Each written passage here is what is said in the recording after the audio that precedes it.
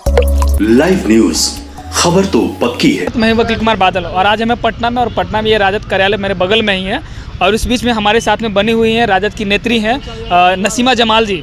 काफ़ी हमने वीडियो देखा हुआ है इनका, एकदम शेरनी की तरह गरजने वाली हैं। पुलिसकर्मियों को नियुक्ति पत्र बांटा गया। कुछ लोग ये कह रहे हैं कि ये जो एजेंडा है, जो महागठबंधन की तरफ से जो तैयार किया गया था, उस पर काम तो हो रही है, लेकिन कहीं ना कहीं मुख्यमंत्री नीतीश कुमार को बेदखल करने के लिए सत्ता से तेजस्वी यादव खुद को फेस कर रहे हैं। ऐसा कोई बात नहीं है। ये सब आप लोग बीजेपी का बात नहीं बोलिए। बीजेपी के पास तो कोई मुद्दे नहीं है बोलने के लिए, क्योंकि बिहार में विकास हो रही है ना, तो बीजेपी एकदम घबरा गया है। घबराएगा क्यों नहीं, क्योंकि 8 साल से बीजेपी मतलब बहुत बड़ा जुमला दिए। 8 साल में कुछ नहीं किए, ना कुछ कर रहे थे, तो बीजेपी क्या बोल सकते हैं? यही बोलेगा, एक दूसरे में लड़ाएगा, हिंदू मुसलमान करेगा, हिंदू मुसलमान करके मंदिर मस्जिद करेगा। बीजेपी इससे ज़्यादा कुछ कर ही नहीं सकता। जो बीजेपी एक नंबर की झूठा पार्टी है, ठीक है, तो बीजेपी क्या बोलेगा? कुछ बोल सकता है? वो भी तो कह रहे हैं कि भर्तियां पहले भी लोग देते थे, लेकिन इस तरह से दिखा के दे रहे हैं कि किसी तरह से। सुनिए ना, अब हमारे माननीय उप मुख्यमंत्री तेजस्वी यादव जी अगर विकास की बात कर रहे हैं, अगर युवा को रोजगार दे रहे हैं, तो कौन खराबी कर रहे हैं? आप भी तो वादा किए थे ना, नरेंद्र मोदी जी से हम बोल रहे हैं, वो भी वादा किए थे कि हर साल युवा को 2-2 करोड़ नौकरी देंगे, तो वो क्यों नहीं दे दिए? उनको तो देना चाहिए। चलिए हम दिखा के दे रहे हैं, तो उनको तो दे देना चाहिए। जो जनता को 8 साल से बेवकूफ़ बना के रख रहे हैं। कभी कभी बोलते हैं कि 15-15 लाख रुपया देंगे सबके खाता में, कभी बोलते हैं कि यही 2022 का वादा नरेंद्र मोदी जी का था कि 2022 में पक्का के घर देंगे। अब गुजरात में देखिए ना, पक्का का घर भी दिए, अगर घर रहने के लिए भी दिए तो 70 से 75 घर दिए, वो भी छिना भी गया। गुजरात तो बोल रहे एकदम मोदीमय हो गया है, वहाँ भाजपा फिर से जीत रही है। मैं क्यों नहीं कहेंगे? मैं मीन्स यानी जाने वाले हैं। अच्छा। मैं क्यों नहीं कहेंगे? गुजरात में एक आपको बहुत दुख की हम बात बता रहे हैं। ये जो खबर हुआ था, ये जो पोल टूटा था, 150 आदमी मरा था। आज तक ले नरेंद्र मोदी जी से हम पूछ रहे हैं, नरेंद्र मोदी जी उस पर कोई एक्शन लिए हैं? वहाँ के जो माननीय मुख्यमंत्री जी है, कोई एक्शन लिए? तो एक्शन नहीं लिए तो सबसे अच्छा इस्तीफा दे के हट जाए वो। वैसे सरकार किस काम की? वो तो एक नंबर की निकम्मा सरकार है, जो अभी तक कोई एक्शन नहीं लिया, कोई बात नहीं हुआ, कोई बात उस पर नहीं बना। तो वैसे सरकार किस काम की है भैया? वो तो सरकार ही नहीं है, एक नंबर की निकम्मी सरकार है। तो इतना जो बीजेपी वाले बोल रहे हैं ना, तो इनके बोलने के सिवा है ही क्या? क्योंकि वो जानते हैं कि 2024 में हमको चले जाना है, किसी भी हाल में जाना है पर जाना है। तो क्या बोल सकते हैं? बीजेपी वाले कुछ बोल नहीं सकते इससे ज़्यादा। देखिए, एक सवाल और भी आ रहा है कि आज ही आपके उद्योग मंत्री, सरकार में जो उद्योग मंत्री है समीर महासेठ, उनके मतलब कि कई ठिकानों पे छापा चल रहा है। लेकिन जब से सरकार बनी है, कई ठिकानों पे मंत्री बदले गए, कभी ऐसा हुआ उसके छापा चल रहा है, उसके छापा चल रहा है। तो बोल रहे हैं कि मतलब इनके मंत्री ही सारे दागी हैं, और ऐसा भी दिख भी रहा है कि आज भी छापा चला। एक बात बताएं, ये छापा नहीं मारेंगे तो क्या कर सकते हैं? बीजेपी वाला क्या कर सकता है? छापा मार सकता है, इससे ज्यादा कुछ नहीं कर सकता। बीजेपी वाला गुजरात में घर दिया था, तो क्यों दे के छीन लिया? क्या हुआ? नरेंद्र मोदी जी दिए थे गुजरात में घर, तो क्यों छीना गया? आप बोल रहे दागी मंत्री, उनमें बीजेपी में क्या है दागी? पता है? कल के मर्डर कर दीजिए, जेल चले जाइए, बीजेपी ज्वाइन कीजिए, छूट जाइए।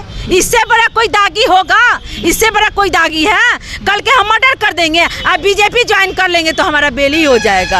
आप एक को बताते हैं, ये जो 11 मर्डर किया, 3 बलात्कार किया, वो जेल से आ गया। और बीजेपी के जो ये क्या बोलते हैं, स्पीकर जो है बीजेपी के, उनके जाके पैर लगते हैं, मिठाई देते हैं, हार पहनाते, यानी आप फिर तुम आओ और तैयारी करो, फिर हम ये निकाली लेंगे। तो बीजेपी में जितना दाग दिखता है, उसमें किसी में दाग नहीं दिखता। अब बीजेपी वाला क्या कहेंगे? कोई कहने के लिए मुद्दा है? कोई मुद्दा नहीं है। बीजेपी यही कह सकता है कि चलो भाई हिंदू मुसलमान करते हैं, चलो मंदिर मस्जिद करते हैं, कभी विकास की बात नहीं की है। 8 साल में अगर आप दिखा दीजिए, साबित कर दीजिए कि कभी विकास की बात की है नरेंद्र मोदी जी।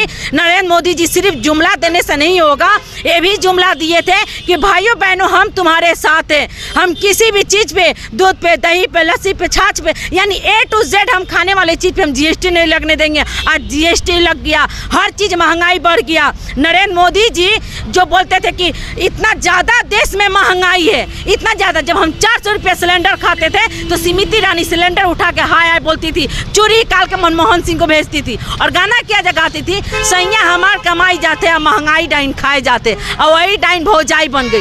तो एक बात बताइए भैया, 8 साल से आप जनता के बेवकूफ़ बनाए, जनता अब चाहेगी कि नरेंद्र मोदी जी फिर दोबारा हैं? जनता तो यही ना चाहेगी। तो नरेंद्र मोदी नहीं तो कौन, बताइए, आप बताइए। नरेंद्र मोदी, क्योंकि बिहार से एक उम्मीदवार बनाया जा रहा है, माननीय मुख्यमंत्री नीतीश कुमार। मैं ओपन एकदम बता रही हूँ, माननीय मुख्यमंत्री नीतीश कुमार जी पीएम बनेंगे बिहार से। बिल्कुल। आरजेडी आगाज कर चुकी है।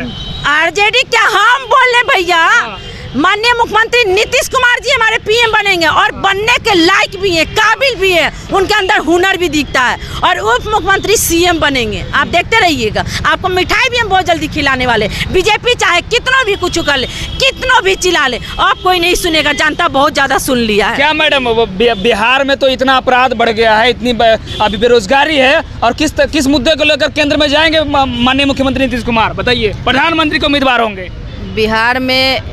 बिहार से जब प्रधानमंत्री जी के उम्मीदवार हैं हमारे सीएम नीतीश कुमार जी, तो वो बनेंगे। पूरे देश में बीजेपी वाला से तराही सब मचा हुआ है। बिहार में तराही मचा हुआ है, बेरोजगार लोग हैं, बेरोजगार युवा बोल रहे हैं, हर रोज हल्ला बोलते हैं, हर रोज आंदोलन हो रहा है। नहीं, तो गर्दनी बाग में बैठे हुए जी। सुनिए ना, हमारा सरकार 3 महीना हुआ बने हुए, और 3 महीना में कितना भी नहीं उतरी पत बाटे। देखे ना, कल भी देखें और भी बताया, वो भी आप देखें, जितना हर चीज हो रहा है वो देख रहे हैं। और 8 साल में नरेंद्र मोदी जी क्या, हम वो जो धरना पे बैठे, जो कुछ हम उनसे सवाल कर रहे हैं, 8 साल में क्यों नहीं नरेंद्र मोदी जी नौकरी दे दिए? नरेंद्र मोदी जी से क्यों नहीं क्वेश्चन बोले कि हम आपको बार बार मौका दे रहे हैं, 8 साल से मौका देते हैं, हमको क्यों नहीं नौकरियाँ दे दिए? नौकरियाँ तो दूर की बात, जो 15 लाख रुपया बोले, वो 15 लाख रुपया खाता में क्यों नहीं दे दीजिए 15 लाख रुपया। क्या हुआ 15 लाख? आप तो ये भी देख लीजिए, आप बच्चा को भी ट्रेन में लेके जाइएगा तो फुल टिकट उसका भी लगेगा। अब तो कहीं से बख्शाइश नहीं, ट्रेन बेची दिए, पेन बेची दिए, LIC बेची दिए, बिजली बेची दिए, A to Z तो बेची दिए। महाराष्ट्र भी बिहार को बनाना चाहते थे, माननीय मुख्यमंत्री और उप मुख्यमंत्री तेजस्वी यादव जी और नीतीश कुमार जी बिहार को महाराष्ट्र होने से बचा लिए। इससे बड़ी बात है, बिहार में पहले विकास की बात नहीं होती थी, अब विकास की बात हो रही है। तो भाजपा वाला जलेंगे ना जी, भाजपा वाला चाहे लाख सत्ता पे बैठ जाए, धरना पे बैठ जाए, और जनता झांसा में नहीं आएगा, अब जनता भगाएगा इनको। चलिए, ये थे हमारे साथ में राजद की नेत्री थी नसीमा जमाली। साफ तौर पे इनका कहना है कि आखिर मेरी जो सरकार है, महागठबंधन की जो सरकार है, वो विकास की ओर काम कर रही है, अपने एजेंडे पे जो काम कर रही है वो काम कर रही है। लेकिन यहाँ कुछ कहना है कि जो सरकार काम कर रही है, कहीं ना कहीं भाजपा के लोग, विपक्ष के लोग जो हैं, इन पर बाधा दे रहे हैं, कहीं मतलब अलग तरीके से आरोप लगाते हैं इसके ऊपर। बाकी आप लोग की इस वीडियो के माध्यम से क्या प्रतिक्रिया है वो कमेंट बॉक्स में जरूर दीजिएगा। लाइव न्यूज, खबर तो पक्की है।